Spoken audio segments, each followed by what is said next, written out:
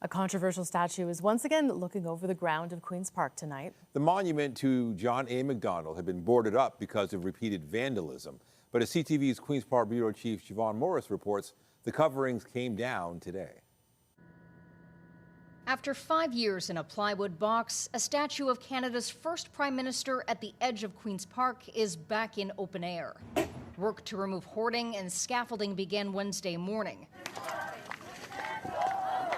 The monument to Sir John A. Macdonald boxed up after being defaced in July 2020.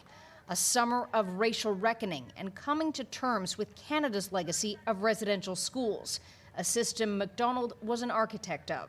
He's a controversial figure, and he is also, the issue surrounding residential schools is still very raw for many people. Last month, a legislative committee voted to clean Macdonald and dismantle the box. There was no consensus on how to reflect on a chapter that can't be escaped. I think it's frankly an exciting day to be reminded and acknowledge our history, and yes, history good and bad. Ontario's only MPP from a First Nation notes the statue's return lands during Indigenous History Month.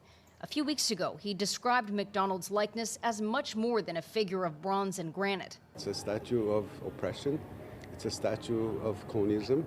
It's a statue of Indian residential schools. While the Speaker stresses the statue isn't going anywhere, discussions with Indigenous Ontarians will continue about changes or additions. Have something on site that speaks to the pain that they suffered because of the residential school system, but also celebrates everything good about the contributions Indigenous communities have made. A permanent plaque acknowledging history can't be changed, not sufficient for this woman watching on. There should be more story, like visual story about why people are so angry about him. Others glad to see Macdonald overlooking downtown Toronto once again. Hopefully it's a sign of protests being a little more cool.